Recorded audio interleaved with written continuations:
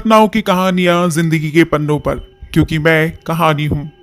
Witness box, a suspense thriller law and investigation story, भाग 2।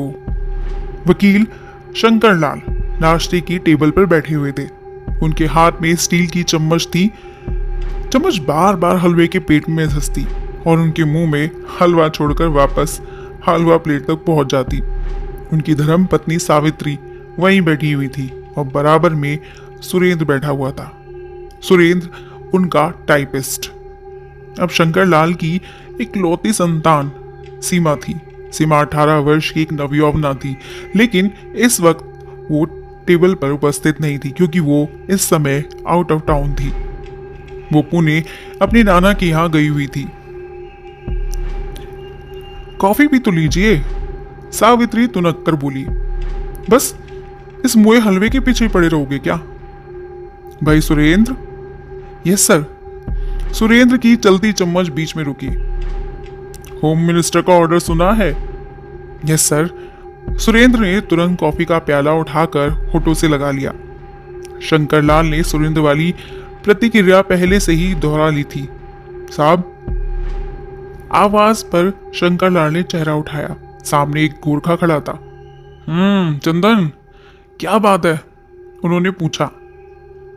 एक लड़की आपसे मिलना चाहती है साहब। वो हाथ में एक पोटली लिए है।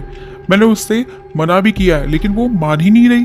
कहती है मेरा वकील साहब से मिलना बहुत जरूरी है। अच्छा, लड़की अमीर है या गरीब?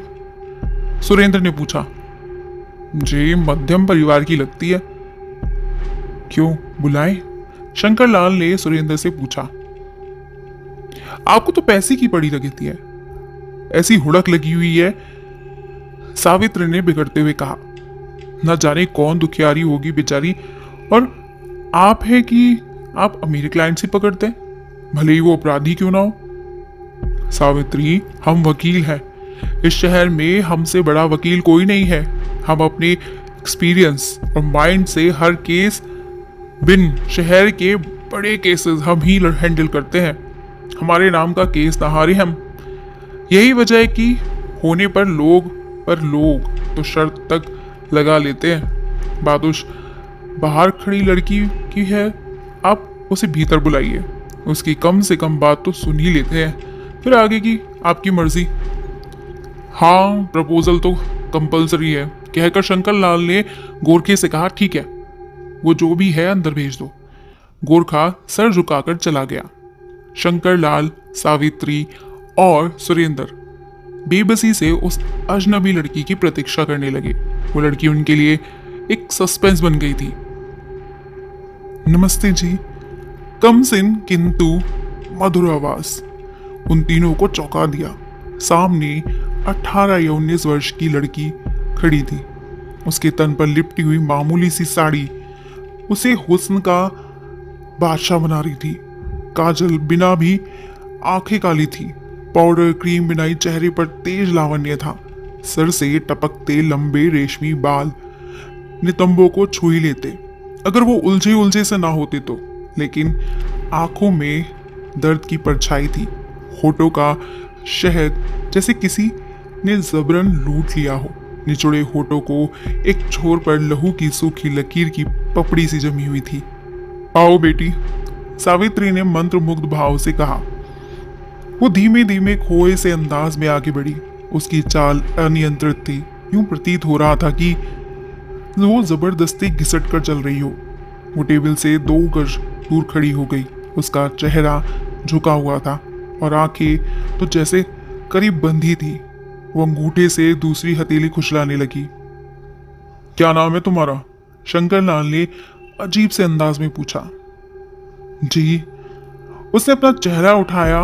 उसके होंठ जैसे तड़फे थे और छोड़ जमी खून की पपड़ी से जैसे टीस पैदा की थी। मेरा नाम राधा है। राधा? सावित्री और सुरेंद्र के मुंह से जाने क्यों निकला। हमसे क्यों मिलना चाहती थी तुम? जी, वो बात ऐसी। तुम कुर्सी पर बैठो बेटी, कहकर सावित्री अपने पति से बोली। आप भी कमाल करते हो जी। कुछ तो ये लड़की पहले से ही सताई हुई है कुछ ऊपर से आप इसे नर्वस किए जा रहे हो। ये भी हमारी सीमा बेटी के समान है। नहीं नहीं, मेरा इरादा तो नहीं था। राधा जी, आप कुर्सी पे लीजिए, please sit down. Thanks uncle. वो चेयर पर बैठी। हाँ बताओ, क्यों तुम मुझसे मिलना चाहती थी?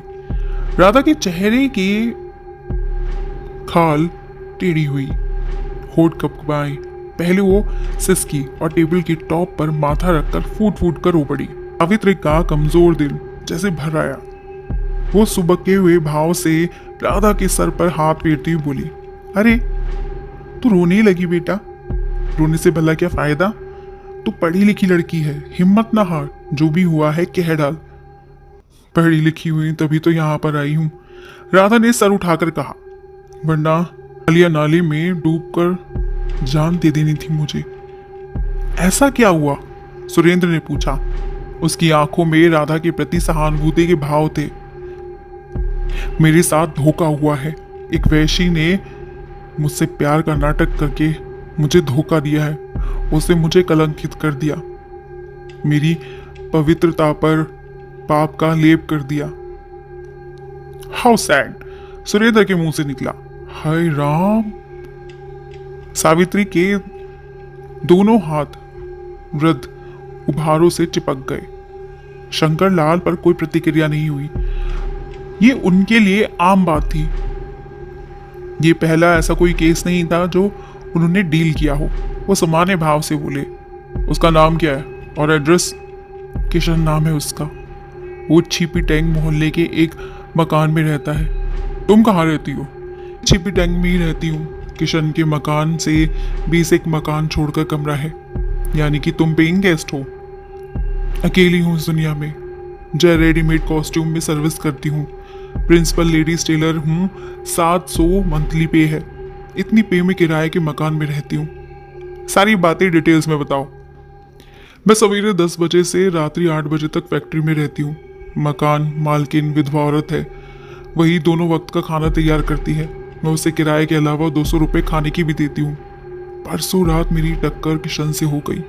नशे में धुत किशन ने मेरे सामने शादी का प्रस्ताव रखा।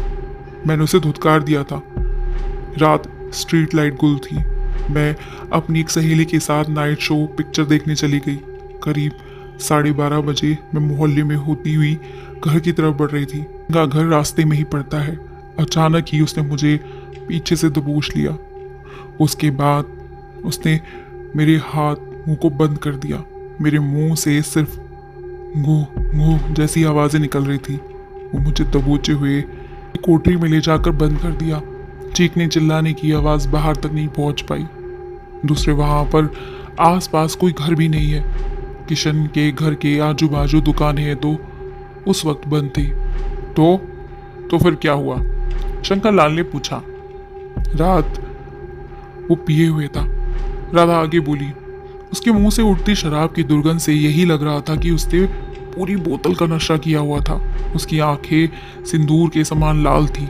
उसने मुझे से बांधने की पूरी कोशिश की ताकि वो मुझे मार सके और लगभग मेरे दोनों हाथ पैर बांधने के फिराक में उसने पहले मेरे पैर बांधे। मैंने बहुत विरोध करने की कोशिश की लेकिन मैं उसका विरोध ना कर सकी। मैं अपने आप को बचाना चाहती थी और जैसे ही वो मेरे हाथ बांधने आया, न जाने कहाँ से मुझ में इतनी हिम्मत आई, मैंने अपने दोनों हाथों से उसके मुंह पर वार किया। वो 1 मिनट के लिए उस जमीन पर गिर गया और मैंने अपने आप को बचाते हुए आसपास में जो आया उस पर फेंकना शुरू कर दिया और अचानक से मेरे हाथ में एक लोहे का मोटा ताला हाथ में आ गया और मैंने उसके सर पर उसे मारना शुरू कर दिया। जब वो बेहोश हो गया, अधमरी हालत में हो गया, मैंने उस ताले से मार कर उसका सर फोड़ दिया। अब वो बिल्कुल मर चुका था।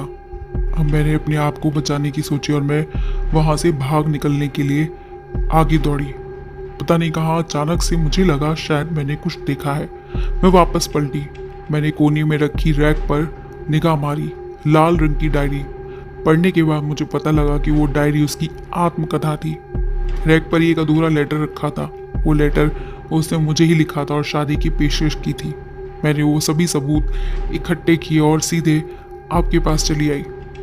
राधा ने फर्श पे रखी पोटली उठाई। डायरी, एक अधूरा लेटर, सी और वो ताला उठाकर एक कपड़े में डालकर पैक कर कर ले आई। साहब, गोरखा फिर आया है। बाहर एक साहब खड़े हुए हैं, काफी अमीर है।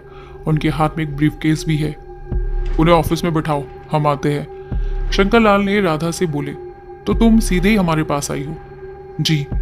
तुमको पहले पुलिस स्टेशन जाकर कंप्लेंट करनी थी।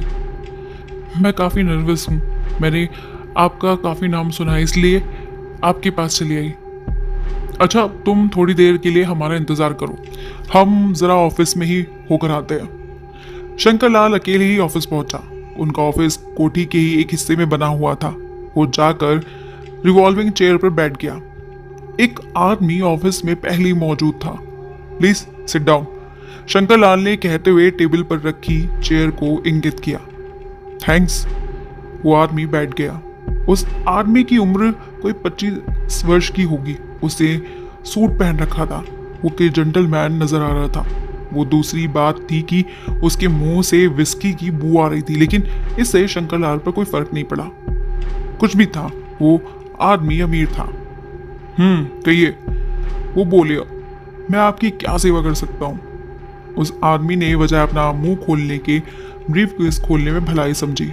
उसने ब्रीफ केस से 100 के नए नोटों की कड्डी निकाली और टेबल की टॉप पर ऐसे पटकी जैसे वो ध्वनि उत्पन्न करके नोटों की वैल्यू दर्शाना चाहता हो। ये क्या है? शंकरलाल संशय में पड़ गया। 10,000। वो तो मैं भी देखता हूँ, लेकिन ये तो मुझे क्यों दिखा रहे हो? मैं सिर्फ दिखाई नहीं रहा हूँ, बल्कि आपको दे भी रहा हूँ। वो किस खुशी में? मुझे आपसे कुछ सबूत हासिल करने हैं। ये कीमत उन्हीं प्रूफ की है। कौन से प्रूफ? शंकरलाल चौंके। मैं आपकी गोलमोल बातों को समझ नहीं पा रहा हूँ। मेरे पास कौन से प्रूफ हैं? मैं उन प्रूफ की बात कर रहा हूँ जो अभी आपको राधा ने दिए। कौन राधा? वो चौंक कर उछले। वही राधा जो अब से 1 घंटे पहले आपके पास आई थी। उसने आपको एक लहू से सनी चादर, लाल डायरी, अधूरा लेटर, एक लॉकेट दिया है। कौन हो आप? मैंने अपना इंट्रोडक्शन तो आपको कर दिया ही नहीं। आई एम सॉरी, मेरा नाम किशन है, किशन मल्होत्रा। किशन? शंकर लाल के मुंह से झट से निकला। ओ, तो तुम ही हो जिसने राधा को जबरदस्ती पकड़ा था और राधा तुम्हें अधमरी हालत में छोड़कर भाग गई। ऐसे शब्द मुंह से क्यों निकलते हैं? साहब, आप बिजनेस लॉयर हैं, लेकिन राधा मेरी क्लाइंट है। मैंने कब इस बात को इनकार किया कि राधा आपकी क्लाइंट है? तुम मुझसे प्रूफ खरीदने चले आए, लाल ने किशन से कहा। तुम्हें ये नहीं पता कि ये प्रूफ तुम्हें सजा दिलवाएंगे? जानता हूं, तभी तो खरीदने आया हूं। तो तुम ये समझते हो कि मैं वो प्रूफ तुमको बेच दूंगा और अपना केस हार कर शहर में अपनी बदनामी करा लूंगा? बदनाम तो आप पहले से ही हैं वकील साहब। किशन बेहिचक बोल रहा था। सारा शहर जानता है कि वकील शंकर लाल बिन लॉयर है। आप निर्दोषों के ही केस लड़ते हैं तो कोई भी आपको बिन लॉयर की उपाधि नहीं देता, क्योंकि निर्दोष व्यक्तियों को तो कोई भी फटीचर वकील जिता सकता है।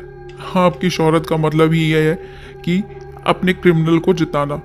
आप अपने दिमाग से किसी भी किलर, रॉबरी मैन को सजा से बचा सकते हैं, और शरीफ निर्दोष व्यक्ति को आप अच्छा इंसान नहीं कह सकते। और मेरे ख्याल से अभी तो शरीफों की संख्या ही ज्यादा है। ये मेरा पेशा है और अपने पेशे की ईमानदारी से काम करना समझदारी है, शंकर लाल ने तर्क दिया। मैं भी तो आपसे पेशे की बात कर रहा हूँ। आप ही इस सब्जेक्ट को बदनामी की तरफ घसीट ले गए हैं। अभी आपने राधा को स्टैम्प पेपर पर तो लिख कर दिया ही नहीं ना कि आप ही उसके केस को डील करेंगे। लेकिन अगर मैं इससे इनकार करता हूँ तो वो अपने सब सबूत साथ ले जाएगी और किसी दूसरे वकील के थ्रू तुम्हें सजा दिलवा लेगी। अब ऐसा करते ही क्यों है?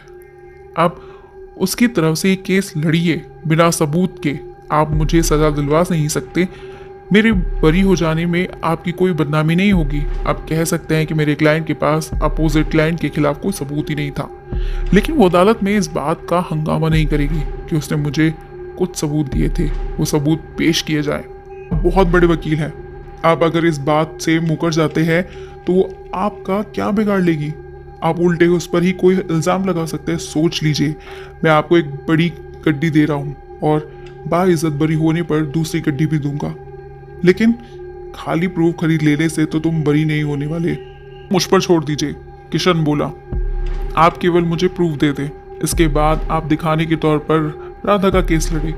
आप किसी को भी शक ना होने दें कि आप मुझसे मिले हुए हैं। शंकरलाल ने नोटों की गड्डी टेबल के डार्स में रखी, फिर बोले, मैं तुम्हें वो प्रूफ अभी नहीं दे सकता, मुझे चाहिए भी नहीं। किशन ने मुस्कुरा कर कहा, क्या मतलब? आप शाम को कालिया नाले में वो सभी प्रूफ फेंक देना।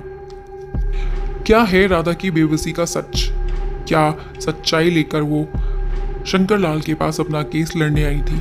क्या वाकई में शंकरलाल उसके साथ दगा करेगा और उसके सारे सबूतों को एक नाले में जाकर फेंक देगा? क्या है इस कहानी की आगे का सच? जानने के लिए जुड़े रहिएगा हमारे साथ इस कहानी के साथ अंत तक। स्टोरी मिनिया एक्स पर।